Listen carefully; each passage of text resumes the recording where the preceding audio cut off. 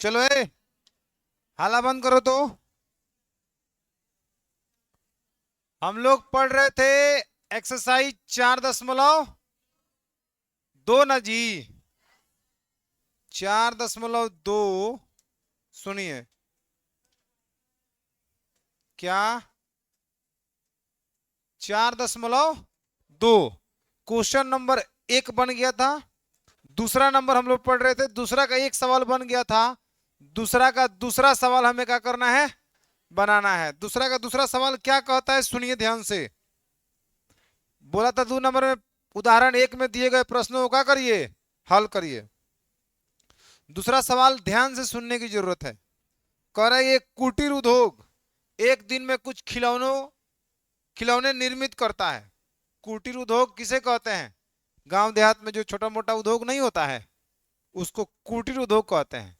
एक कुटीर उद्योग में, एक कुटीर उद्योग एक दिन में कुछ खिलौनों का करता है, बनाता है, निर्मित करता है। ठीक है। अब नहीं, पता नहीं कितना बनाता है, लेकिन एक दिन में कुछ खिलौने का करता है, बनाता है। प्रत्येक खिलौने का मूल्य 55 में से एक दिन में निर्माण किए गए खिलौनों की संख्या को घटाने से प्राप्त संख्या के बराबर है। किसी एक दिन कुल निर्माण लागत 750 रुपये थी। उस दिन निर्माण किए गए खिलौनों की संख्या क्या करिए, ज्ञात करिए। आ जाएंगे ना हम, आ जाएंगे। तो देखना, हम देख रहे हैं, 2-3 जना का देख रहे हैं, घबराओ नहीं। अब समय तुम लोग का खराब होगा, वही पर हम पहुंच जाएंगे, इंतजार करो। क्वेश्चन कुछ तो नहीं बुझाया। हमने कहा एक कुटीर उद्योग एक दिन में कुछ खिलौने बनाता है, नहीं पता है कितना बनाता है, लेकिन बनाता है। अब देखो आगे क्या बोल रहा है, बोल रहा है कि जब खिलौना बनाता है ना, उसको बेचने के लिए बनाता है। तो एक खिलौना का जो मूल्य है वह इस तरह से सेटिंग कर रहा है कि एक खिलौना हमारा उतना में बिकाएगा, कितना में बिकाएगा, उस पैसे का निर्धारण ऐसे कर रहा है कि 55 में से उस दिन निर्माण किए गए खिलौनों की संख्या को घटाइए। अगर उस दिन मान लो 20 खिलौना निर्माण किया, तब 55 में से 20 घटाएंगे तो कितना होगा, 35। तो 35 रुपया, 35 रुपया उस खिलौने का दाम रहेगा।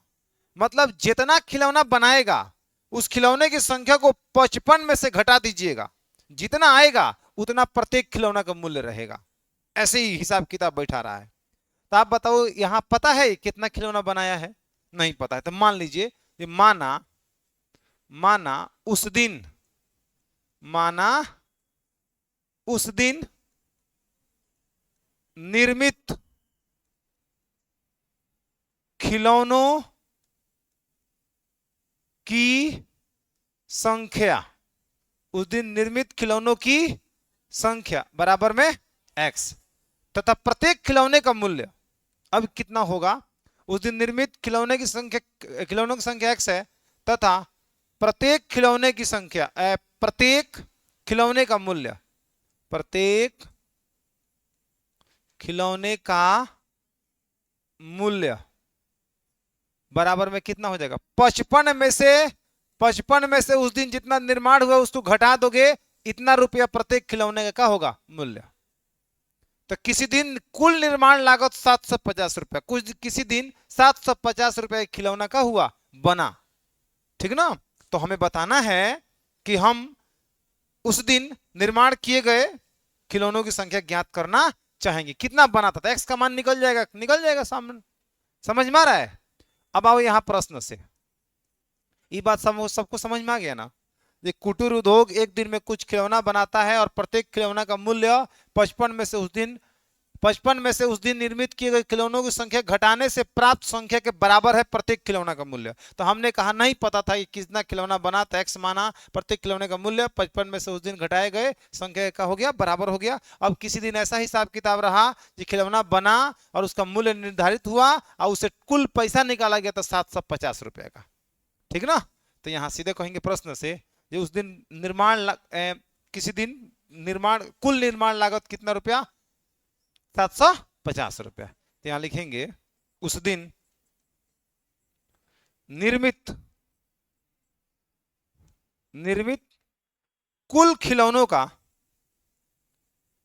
कोई बता सकता है कौन बोल रहा है, कुल खिलौनों का कुल निर्माण लागत, निर्माण लागत बराबर 700 कितना 50 रुपया।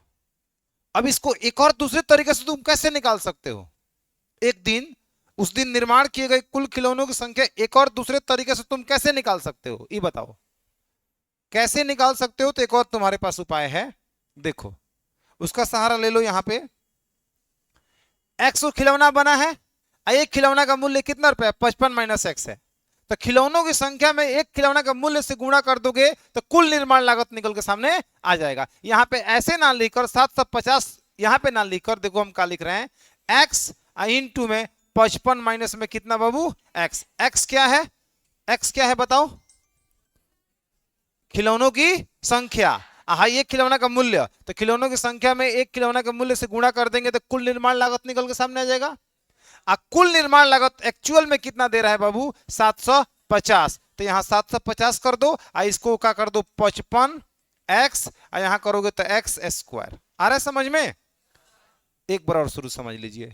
एक कुटीर उद्योग एक दिन में कुछ खिलौना का निर्माण करता है और उसका मूल्य इस प्रकार रखता है कि जितना बनेगा उसको उस संख्या को 55 में से घटा देंगे, जो आएगा वो हमारा प्रत्येक खिलौना का मूल्य हो जाएगा। किसी दिन खिलौना निर्मित हुआ और उस दिन कुल निर्माण लागत 750 रुपए का हो गया, तो हमें जानना है जब उस दिन कितना खिलौना बना, मतलब एक्स का मान निकालना है, ठीक ना। तो हमने खिलौना का मूल्य मान लिया, खिलौना का संख्या मान लिया, मूल्य निकाल लिया। अब हमने कहा जी उस दिन निर्मित कुल खिलौनों का कुल निर्माण लागत बराबर में एगो खिलौना का संख्या और एक खिलौना का मूल्य गुणा कर दिए, कुल निर्माण लागत है। जबकि डायरेक्ट क्वेश्चन में दिया हुआ है 750, तो हई हमने इसके सहारे निकाल दिया कुल निर्माण लागत, और डायरेक्ट हमको दे दिया 750, दोनों को आपस में क्या कर देंगे बराबर। अब इसको ऐसे घुमा लीजिए, यानी कि 55 माइनस में एक्स 55 55 55 एक्स माइनस में एक्स स्क्वायर बराबर में 700 कितना 50।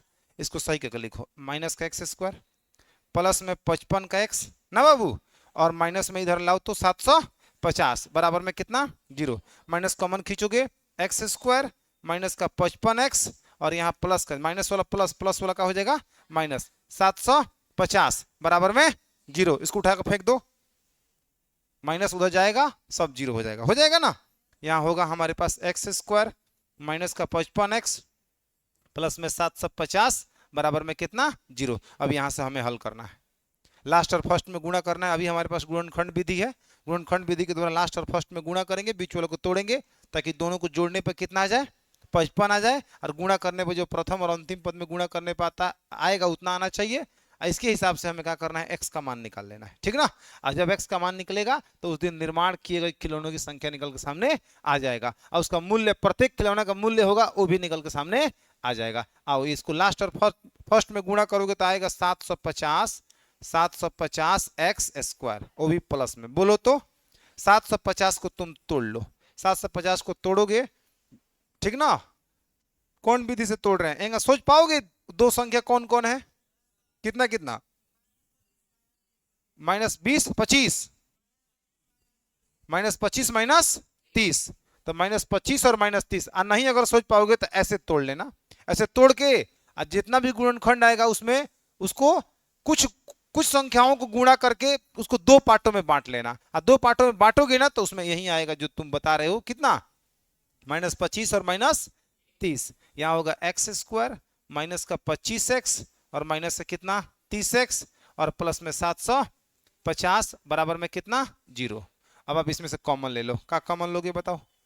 यहाँ से क्या कॉमन होगा, यहाँ से क्या कॉमन, यहाँ से होगा x कॉमन, x कॉमन होगा तो यहाँ होगा x माइनस में कितना 25, यहाँ से क्या कॉमन होगा 30 कॉमन होगा, तो यहाँ पे हो जाएगा x माइनस में कितना 25 बराबर में कितना 0। 30 के पढ़ा 25 बार पढ़ेंगे तो 750 आ जाएगा। अब यहाँ से भैया मेरे तू कॉमन ले लो, क्या लोगे x माइनस में 25 और इंटू में हो जाएगा x माइनस में 30 बराबर में कितना 0। अब कर लो, जब x माइनस में 25 बराबर में 0 तो x बराबर में कितना होगा 25, और यहाँ कर दोगे जब x माइनस में 30 बराबर में 0 तो x बराबर में कितना आएगा 30, मतलब 25 भी सही है 30 भी सही है। क्या कह रहा है कि उस दिन निर्माण किए गए खिलौनों की क्या करना है, खिलौनों की संख्या ज्ञात करना है। उस दिन या तो 25 को खिलौना बना होगा और नहीं तो 30 को बना होगा। सर दोनों सही है, दोनों बिल्कुल सही होगा। कैसे देखो, अगर मान लो कितना खिलौना बना? 25। देखो हम अगर 25 मानते हैं तो प्रत्येक खिलौना का मूल्य कितना हो जाएगा बाबू? 30 रुपया। और 30 में तुम 25 से गुणा करोगे 750 आ जाएगा। बताओ, माने 25 खिलौना बना, एक खिलौना का मूल्य 30 रुपया, तो 750 रुपया। अगर मान लो उस दिन 30 खिलौना बन रहा है तो बताओ उसका मूल्य कितना रहेगा? तब 25 रहेगा ना। 55 में से 30 घटाएंगे तो 25 आएगा, और 30 में फिर 25 से गुणा करोगे 750। तो दोनों सही है। या तो उस दिन अगर हम 25 को खिलौना मानेंगे बना है तब वो ठीक है, और 30 को मानेंगे तब वो सही है। समझ में आ रहा है? दोनों माने सही है, दोनों सेटिस्फाइड कर रहा है, तो इसलिए लास्ट में लिख देंगे अतः उस दिन निर्माण किए गए खिलौनों की संख्या बराबर में 25 या 30। 25 या 30, यही हमारा आंसर हो जाएगा। लिखिए, नोट करिए। उस दिन निर्मित खिलौनों की संख्या, निर्मित खिलौनों की संख्या बराबर में 25 या 30 आपका आंसर हो जाएगा।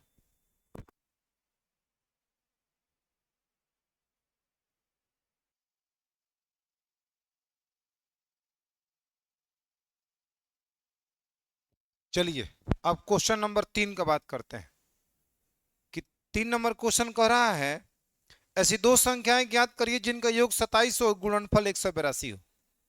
ऐसी दो संख्याएं आपको ज्ञात करना है जिसको योगफल कितना हो? 27 हो, और उन दोनों संख्याओं को क्या करने पर, गुणा करने पर कितना हो? 182 हो। तो माना पहली संख्या कितना? x, तो दूसरी संख्या 27 माइनस एक्स। बोलो, तो यहां कहेंगे क्योंकि बोला है दो संख्याओं का योगफल 27 है, तो माना पहली संख्या बराबर में कौची? x, तथा दूसरी संख्या कितना हो जाएगा? दूसरी संख्या जो होगा वो होगा 27 माइनस एक्स, यानी 27 माइनस में x। अब आ जाओ प्रश्न से आओगे तो प्रश्न से आगे बोला है कि उन दो संख्याओं गुणनफल कितना हो? 182 है। तो पहली संख्या x और गुणे दूसरी संख्या 27 माइनस कौची? x, दोनों गुणनफल जो होगा 100 कितना होगा? 82। गुणा करेंगे तो कितना होगा? 27x माइनस में एक्स स्क्वायर बराबर में 182 माइनस का एक्स स्क्वायर, ठीक है, प्लस में कितना? 27x और माइनस का 182 बराबर में कितना? 0। इधर बुला लाए हैं। है गुणा काहे किए? समझ में आया है ना? मैंने बोला दो संख्याओं का योगफल तो 27 है, लेकिन उसका गुणनफल 182 भी है। तो दो संख्याओं का योगफल से हमने कॉन्सेप्ट निकाला कि पहला संख्या x माना, दूसरा संख्या 27 माइनस एक्स हो गया। ठीक है, इसको कॉन्सेप्ट के तौर पर हमने देखा और यहां से दोनों संख्याओं को पता कर लिया। अधूरा ही सही, दोनों सामने है। अब उन दोनों का गुणनफल 182 है।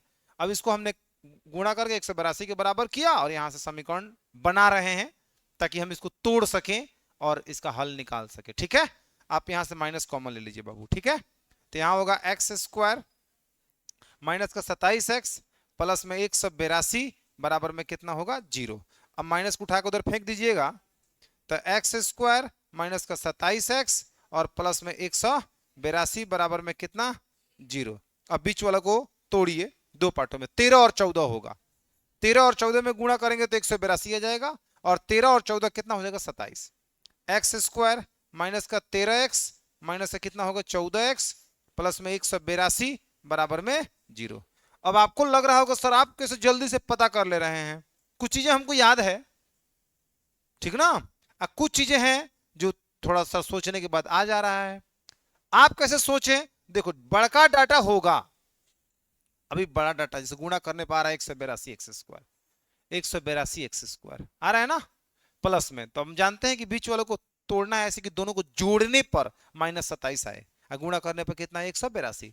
तो अगर बहुत बड़ा डाटा होगा तो तुम लोग यही काम करना है कि 182 को भाई तोड़ो, 2 से 9, वो कौन कौन संख्या होगा पता करने के लिए।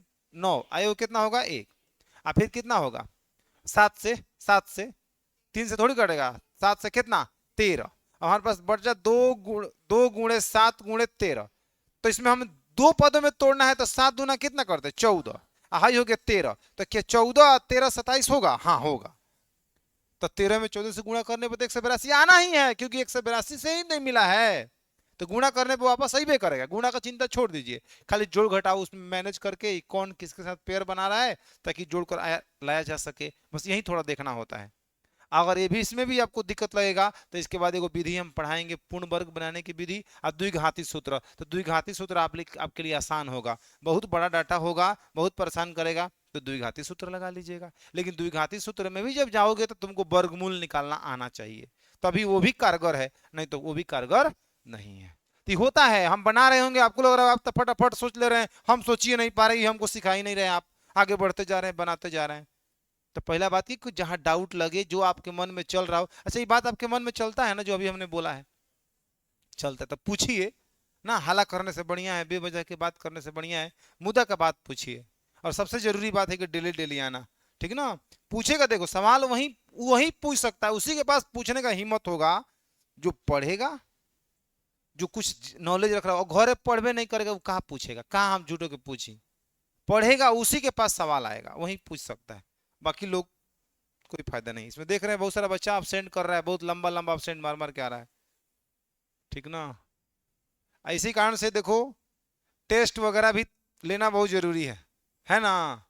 टेस्ट तनी होता सब्जेक्टिव तो पता चलता, लेकिन कोई बच्चा अपने मुंह से तो कभी, मैंने मास्टर कहेगा तो उसका काम है कहेगा, लेकिन बच्चा को ही नहीं है कि चलो भाई चल रहा है चलने दीजिए, ठीक है। फिलहाल देखिए इधर x कॉमन लेंगे तो x माइनस का हो जाएगा 13, इसमें से -14 कॉमन ले लेते हैं, माइनस का 14, तो x माइनस में कितना हो जाएगा 13, बराबर में कितना 0। उसके बाद क्या करना है, x माइनस में 13 और यहाँ होगा x माइनस में कितना 14 बराबर में 0। अब करना है जब x माइनस में 13 बराबर में 0, तो x बराबर में कितना हो जाएगा 13। उसके बाद करना है जब x माइनस में 14 बराबर में कितना होगा 0, तो x बराबर में कितना होगा 14। अब बताओ मां, इसलिए पहली संख्या किसको, दोनों मान्य है बाबू, 13 भी मान्य है 14 भी मान्य है। तो अगर तुम 13 लोगे पहली संख्या तो दूसरी 14 आ जाएगा, 27 में से 13 जाएगा 14। अगर पहले 14 मानते हो तो दूसरा 27 में से 14 तो कितना होगा 13 होगा, तो दोनों सही है। तो इसलिए लास्ट में लिख दीजिए, इसलिए पहली संख्या बराबर में x का मान 13 का मान कितना 14। और दूसरी संख्या बराबर में कितना होगा 27 माइनस में x। अगर आप 13 रखेंगे, x की जगह 13 रखेंगे तो आपको 14 प्राप्त होगा, 14 रखेंगे 13 प्राप्त होगा, यही हमारा क्या हो जाएगा आंसर। किसी को कोई दिक्कत, नोट करिए।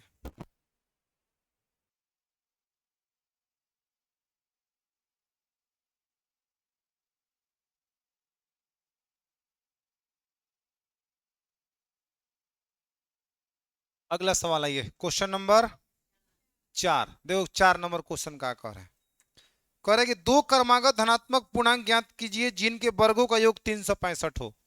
दो क्रमागत धनात्मक पूर्णांक, क्रमागत बुझते हो, माने दो क्रमागत लगातार एक के बाद एक, तो दो क्रमागत धनात्मक पूर्णांक बताइए जिनका वर्ग करके हम योग करें तो मान 365 प्राप्त हो जाए। तो कह दीजिए माना दो क्रमागत धनात्मक पूर्णांक, दो क्रमागत धनात्मक पूर्णांक इज इक्वल टू कितना होगा बाबू, एक हो जाएगा आपका x और एक होगा x प्लस का 1। किसी को कोई दिक्कत हो तो बताइए, सीधे आइए प्रश्न से, बाकी कुछ नहीं सोचना है। दो क्रमागत धनात्मक पूर्णांक हमें नहीं पता है कि जिनके वर्गों का योग करने पर 365 आएगा, हमने मान लिया एगो x एगो उसके बाद वाला तुरंत x प्लस 1। प्रश्न कह रहा है, प्रश्न से कहेंगे कि दोनों का वर्गों का योग मतलब x square plus x plus 1 का स्क्वायर, दोनों का वर्गों का योग कितना है बाबू 365 है। अब यहां से हम हल कर देंगे, x का मान निकल जाएगा, x और उसके बाद वाला तुरंत एक जोड़ देंगे तो उसके बाद वाला भी धनात्मक पूर्णांक निकल जाएगा, जिसका वर्ग करके जोड़ने पर 365 आएगा। फिलहाल इसको हल करिए, एक्स स्क्वायर, इसको a प्लस बी के होल स्क्वायर पर तोड़ो, a square X square B square 1 का स्क्वायर 1, 2ab तो हो जाएगा 2x, अब बराबर में 3 से कितना 65। किसी को दिक्कत हो बताओ। यहां देखो एक एक्स स्क्वायर एक होगा 2x स्क्वायर, आप प्लस में यहां है 2x लिख दीजिए, और यहां कितना हो जाएगा बताइए, प्लस का 1 अब माइनस का 3 से कितना 65, अब बराबर में कितना 0। यहां आपका हो जाएगा 2x² प्लस में 2x माइनस में 3 से कितना होगा 64 अब बराबर में कितना होगा। यहां से हमें 2 कॉमन ले लेना है बाबू। 2 कॉमन लेंगे तो x² प्लस में x माइनस में 182 आएगा। 182 बराबर में 0। क्लियर है। 2 को उधर भेज दीजिए। x² प्लस में x माइनस में 182 बराबर में 0 क्योंकि गुणा में है भाग में गया 0। फिर आपके पास मामला आ गया गुणनखंड का। प्रथम और अंतिम में गुणा करेंगे तो इस बार आएगा माइनस का 182 x²। बोलिए बीच वाला को ऐसे 2 पार्टों में तोड़ना है कि दोनों को घटाने पर जोड़ने पर ना।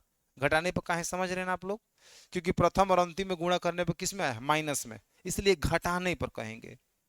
घटाने पर एक एक प्लस एक एक आना चाहिए और गुणा करने पर माइनस 182 आना चाहिए। बताइए कौन कौन होगा। 13 और 14। 14 में से 13 जाएगा प्लस x और 14 में 13 से 182। और नहीं तो फिर वैसा ही सोचेंगे, फिर 182 को तोड़िए वैसा ही आएगा। लिख दीजिए x² प्लस में बाबू मेरे 14x माइनस का 13x और माइनस का 182 बराबर में 0। देखो 14 में से 13 जाएगा प्लस x और गुणा करेंगे तो कितना आ जाएगा 182। इसको इधर एक साथ x कॉमन लेंगे तो x प्लस में कितना होगा बाबू 14 माइनस 13 कॉमन लेंगे तो x प्लस में 13 का पढ़ा 14 बार पढ़ा जाएगा तो 182 आएगा बराबर में कितना 0। किसी को कोई दिक्कत परेशानी बुझाए तो मुझे बताइए। बढ़े आगे बाबू। अरे बोलो। x प्लस 14 यहां से कॉमन ले लो तो x प्लस जब 14 कॉमन लोगे तो यहां हो जाएगा x माइनस में कितना 13 बराबर में कितना 0। अब एक नया चीज यहां सीखने को मिलेगा, ध्यान से देखिएगा। x प्लस 14 बराबर में कितना 0 तो x बराबर में होगा माइनस का 14। क्लियर है। यहां देखिए जब x माइनस में 13 बराबर में कितना 0 तो x बराबर में कितना होगा 13। ये आपका मान्य हो जाएगा, ये आपका अमान्य हो जाएगा। ये क्या होगा बाबू अमान्य हो जाएगा। अमान्य का मतलब क्या हो जाएगा बताइए।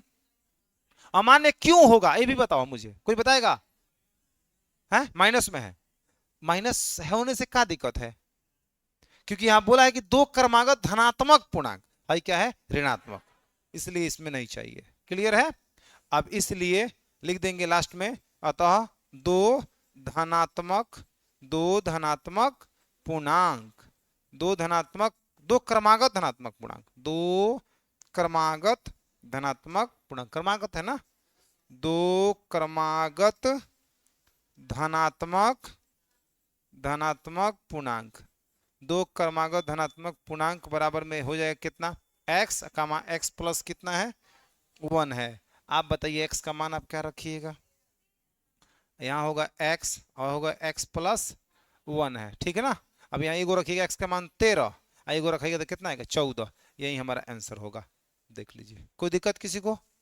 दोनों का वर्ग करके योग करोगे ना 365 आएगा। आओ चेक कीजिए थोड़ा। 13 का वर्ग होगा 100 कितना 69 और 14 का वर्ग कितना होगा 196। क्लियर है। 9 6 15 और 9 6 15 1 16 एक एक नहीं 1 1 2 2 1 हर्षणिया 3 365। क्लियर है। उन दोनों 2 क्रमागत धनात्मक पूर्णांक ज्ञात करें जिनके वर्गों का योग 365 है। हमने ज्ञात किया, दोनों का वर्ग करके योग किया तो 365 आ गया है। इस तरह से चेक कर सकते हैं आप, नोट करिए।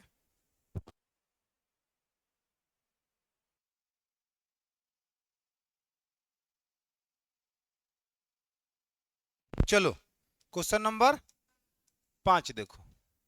कर एक समकोण त्रिभुज की ऊंचाई इसके आधार से 7 कम है।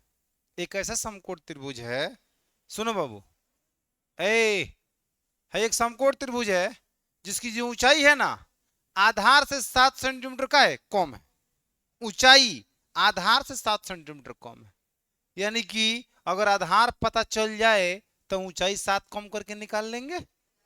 यानी कि आधार हमें मान लेना पड़ेगा, नहीं पता है। आगे बोला यदि कर्ण 13 हो, कर्ण तो 13 है तो इसके अन्य 2 भुजाएं साफ साफ निकालिए। साफ साफ नहीं लिखा, हम बता रहे हैं आपको। माने जो स्पष्ट जो अधूरा अधूरापन बात बोल रहा है ना कि इसे आधार से ऊंचाई 7 कम है, आप स्पष्ट करिए। ट्रिपलेट पढ़े थे 5 12 13 का, देखिएगा हाई 12 आएगा, हाई हाई 5 आएगा, हाई 13 आएगा, अबे आएगा समय से, ठीक ना। तो आपको क्या मानना है, आधार मानना है। कहेंगे माना समकोण त्रिभुज का आधार, समकोण त्रिभुज का बाबू आधार बराबर में कहू ची एक्स। देखो साफ साफ बना देते हैं ना क्यों अब, ठीक ना, साफ साफ देख लीजिए, इधर इधर इधर आ जाइए। ऐसा इसलिए बना रहे हैं क्योंकि ऊंचाई आधार से का है कम है। हाई एक्स हो जाएगा तो हाई होगा एक्स माइनस में कितना 7, हाई तो 13 फिक्स है। बोलो बाबू बोलो। तो समकोण त्रिभुज का आधार एक्स, इसलिए समकोण त्रिभुज का ऊंचाई, समकोण त्रिभुज का ऊंचाई जो है वो होगा एक्स माइनस में कितना 7। कोनो दिक्कत है? और समकोण त्रिभुज का जो कोण है वो आपको पता ही है कितना है 13 सेंटीमीटर दिया है ना, किसमें दिया है? तो सब सेंटीमीटर मान सकते हैं आप, सब सेंटीमीटर। अब इसलिए आ जाइए प्रश्न से, प्रश्न से पाइथागोरस के प्रमेय से, पाइथागोरस के प्रमेय से।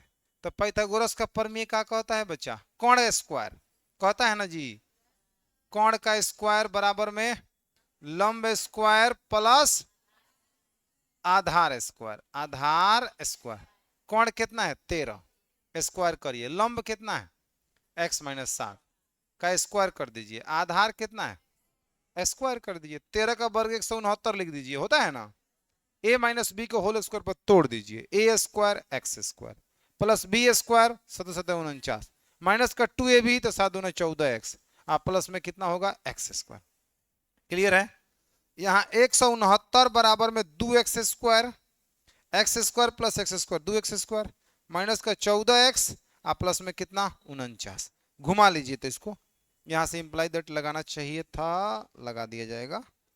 बताइए 2x स्क्वायर पहले लिख देते हैं, माइनस का 14x प्लस में 49 बराबर में 169। बोलो 169 को इधर लेके आओ, यहां होगा 2x स्क्वायर माइनस में कितना 14x आप प्लस में 49 और माइनस में 169 बराबर में कितना, उसके बाद 2x स्क्वायर माइनस का 14x और 169 में से 49 जाए कितना होगा, 169 में से 49 जाए कितना होगा माइनस 120 बराबर में कितना 0। क्लियर है? 2 कॉमन लीजिए तो यहां होगा x स्क्वायर माइनस में 7x माइनस में 60 बराबर में 0। बोलो 2 को उठा कर फेंक दीजिए उधर, तो x स्क्वायर माइनस का 7x माइनस में 60 बराबर 0। क्या आप यहां से बना लोगे? 12 25 60, प्रथम और अंतिम पद में गुणा करें तो 60x स्क्वायर आएगा, बीच वाले को तोड़ो 12 और 5, 12 में से 5 जाएगा माइनस 7, एक लाइन और चटका देते हैं, एक्स स्क्वायर माइनस में 12x प्लस में 5x माइनस में 60 बराबर में 0।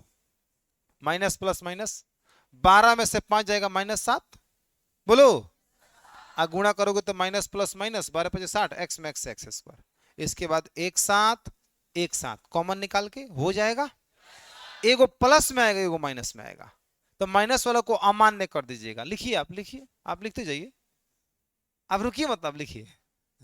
माइनस वाला को अमान्य इसलिए कर दीजिएगा क्योंकि किसी भी समकोण त्रिभुज का भुजा माइनस में नहीं होता है, प्लस वाला को मान्य करिएगा x, इसलिए आधार x का मान जो होगा वो निकल जाएगा, x में जितना आएगा उसमें से 7 घटा दीजिएगा तो ऊंचाई भी निकल जाएगा, बन जाएगा का। तो आगे बना लीजिएगा और लास्ट में खूब बढ़िया से लिख लीजिएगा, बाकी क्वेश्चन कल।